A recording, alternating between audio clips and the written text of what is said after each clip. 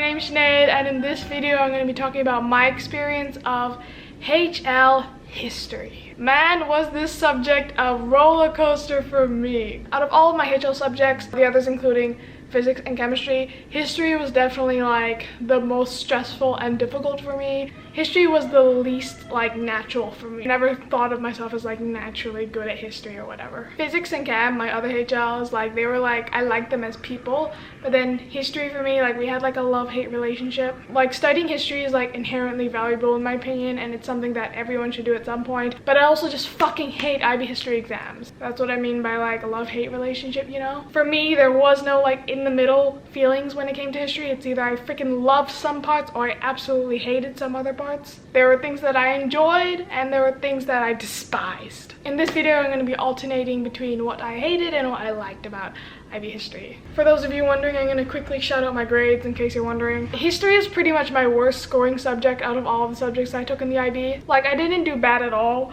but I just did worse than any of my other subjects. So I ended up getting a 6 with a 63 out of 100 for total marks. For my IA, I got a 7 thankfully, but the examiner still knocked me down 2 marks. So my teacher gave me a 22 out of 24, and the examiners knocked me down to a 20 out of 24. In paper 1, I got a 6, and then in papers 2 and 3, I only got a 5. So it's lucky I got a 7 in my IA because that balanced everything out to make it so that I overall got a 6. Like at the end of the day, I'm happy with my mark. I'm like chill, like I'm like good, like it's what I wanted. But I was predicted a 7, so I was like knocked down a point, so it wasn't like, you know, optimal. But at the end of the day, it didn't matter for my university or whatever. It's just like my own personal angst against the IB. They don't give out 7s, man. I checked the statistics and it turned out in November of 2019, only 1.7% of kids actually got a 7 in IB history HL. So I don't know if we were all just dumb that year or like the examiners were like kind of cranky that year. I don't know what's up. Like what's up with that 1.7%? 1.7% is like no one. Like come on, so many people take history. What's going on there?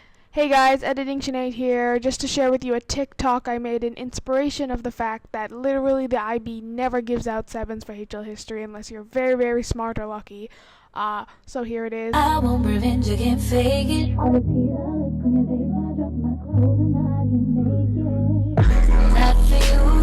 Also follow my TikTok, Study Sinead. Okay, bye. Let's get started with this video, shall we? Okay, so the first thing I liked about IB history was the content. The content we learned and studied in IB history is so interesting and so valuable. I'm so glad I like studied that stuff. So we learned about everything from the Cold War to like Mao Zedong and Hitler and the Vietnam War and the CIA's invasion of Latin America and the Civil Rights Movement and the apartheid. And learning all of these stories was just like really interesting. Like history is just like the story of humans. Like I don't see how you can not find that interesting. It's just like stories that you like learn about the past. However, one thing I didn't like was how sometimes we were taught in class. For me personally, I found it at a lot of times very hard not to fall asleep in class. I don't know like what you guys do in history class, but a lot of what we were doing was just like reading like really dense historical documents. And now for most of the kids, this worked. They could stay awake, they could focus on the paper, they didn't like wander off and get bored. But for me, whilst reading these documents, I did not at all have the attention span to stay focused. And once I started reading, like I felt like my brain immediately began to release chemicals that help my body fall asleep. I'm like a super individual learner. I don't like learning from classrooms. Like I'd much rather just learn about it by myself. So yeah, I mean that's pretty standard. Like I just like found it hard to stay awake sometimes. Alternatively, one thing that I actually personally liked about doing the IB history course was I actually enjoyed writing the essays and stuff like that. Obviously not the ones under exam conditions where you can talk about those later, but simply just like those mini essays that we wrote as assignments, I thought were like a good experience for me, and they taught me like a lot of skills. I find that if I learn about a subject and then I'm asked to write an essay on that subject, I find that writing that essay like really accelerates my learning and really consolidates my understanding of the topic. Doing an essay forces you to go in depth within a subject and really forces you to like structure your ideas and figure out what you like believe in basically and what your like opinions are about this topic. Like that for me just feels like it really consolidates like everything I know about a topic and like brings my thinking to another level because suddenly I'm forced to like come up with ideas based off this like historical argument. But also I am in no means like a brilliant writer by any means. I am the type of person who 1 has a lot of opinions about things and 2 can just easily just like spit out my opinions out of my head onto a piece of paper if I want to. That's not to say like what I spit out is quality content, but like I'm not a perfectionist. I don't care about like every single word being correct. Like I don't panic over my sentences. I just have like the kind of mindset where I can't just like throw up all of my ideas onto a page.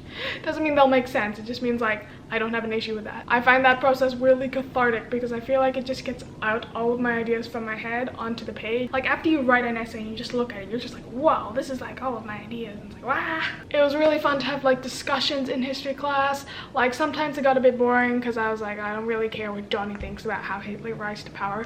But like having those discussions in class and all of those debates and like conversations about history really felt like it created some sort of like community feeling around this thing that we were all, me and my classmates, doing together, which was trying to learn about history. I really enjoyed having debates about the most random things in history. That was really fun. If you get really bored by like writing essays and you don't like to take notes and stuff like that, try just discussing history with like your friends. Like try to just like debate each other and like talk about what happened with your friends, because I feel like that's a really fun and like entertaining and like quite effective way of like trying to get that knowledge into your head if you actually talk about it like to people. In addition, another thing that I really liked about history was honestly I really enjoyed doing the IA. I found this to be a really fun, like worthwhile process. I'm planning to make a few videos on like how I did the IA and tips and tricks on how to do the IA, but I do have a video on like me reading through my history IA if you want to see it there. You can also download it on my blog. I post all of my IAs there. I did my IA on the CIA's invasion of Guatemala and I just found my topic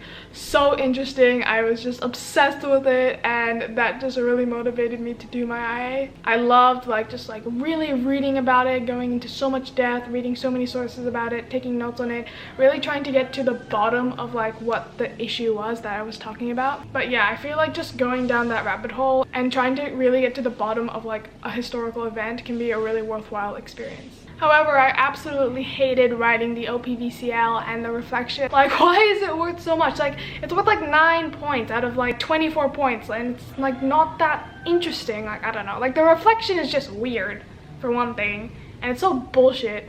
And then the OPVCL is like I don't know. I'm just like, I respect them. That doesn't mean I can't hate them at the same time. Love-hate relationship, guys. Another thing that I like to do is that I like to strategize and try and predict what exam topics are going to come out that year. For all of my other subjects, I was properly studying throughout the year. I was like long-term learning that shit. I was doing spaced repetition over long periods of time. But then for history, I just didn't like studying the subject so much. Literally 6 months before the exam, I had like barely done any studying other than just doing the work that our teacher set for us, which, like, if you know the IB, is never enough. Like, you can never just do the work that the teacher sets for you and expect that you're gonna get like super high marks or whatever. You can pass just by doing the work, but you can't get that 7. So about 6 months before the exams were about to roll around, I started to panic hardcore. I was like, oh my god, I'm gonna fail. I don't know anything. Like, I genuinely felt like I didn't learn anything. Like, I'd done all of this work from the past and I didn't consolidate it, so I didn't remember why Hitler rise to power. I don't know why Hitler's economic policies caused his fall. Like with physics and chem, I was going into detail to places I didn't need to go into because it was just that interesting for me. For history, I was like, I want to do the bare minimum to get the highest mark that I can get. So this meant trying to rule out anything that was unnecessary. So what I did is that I began to study all of the past papers, and I made a chart that looks like this. Here on the x-axis are the years, and here on the y-axis are like the topics, and I did these for each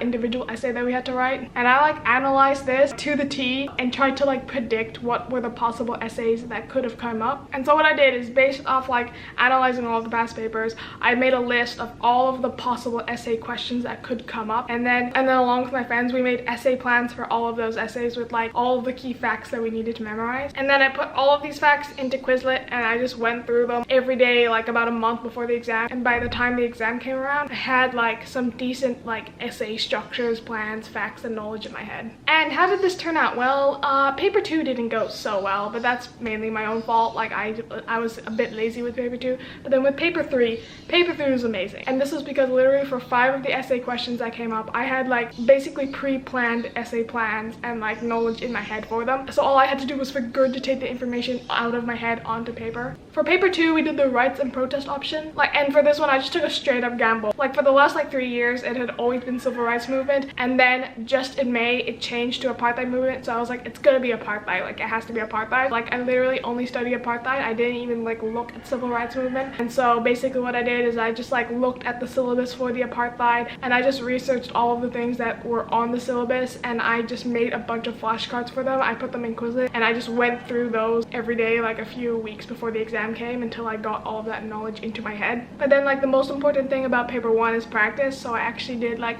a lot of practice paper 1s because they're only an hour and they don't take that long. So I did so many like practice paper 1s to try and like get my skills up. It's really important to like know your timing for paper 1, how to write quickly, because yeah, paper 1 is all about writing quick. There's not much time to think. Like you have to be able to act fast, and that's what I was practicing in the practice papers, like how to time myself basically. So like honestly, like the strategizing part and like the studying part, making the flashcards, memorizing them, like I didn't mind that. I found that kind of fun. Nevertheless, I absolutely hate the IB history exams. Like they're just awful in comparison to all the other exams. I just feel like the IB history exams are like designed to like give kids anxiety and stress. Paper 1 is fine. Like I don't mind paper 1 too much.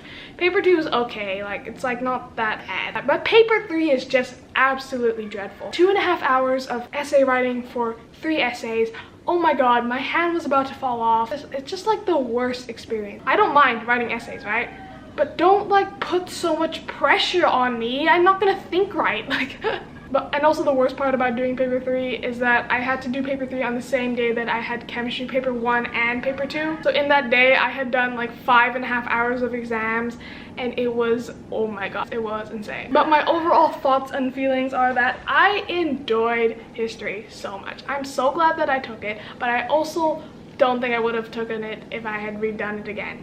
I think I would have rather taken economics or done history SL and math HL. I think that would have been better for me. Taking history HL was a terrible idea for me, but you can't change anything now, so there's no point. If you think you want to do IB history, do it.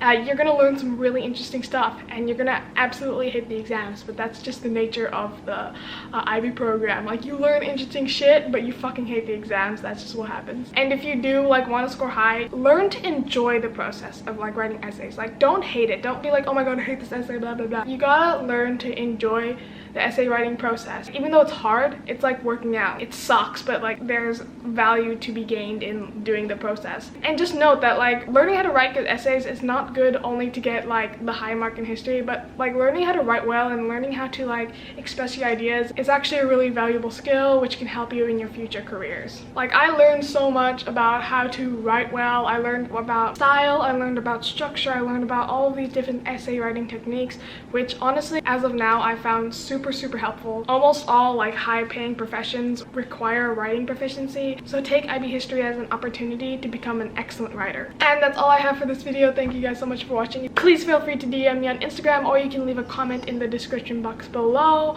That's all for this video, guys. I'll see you next time. Bye!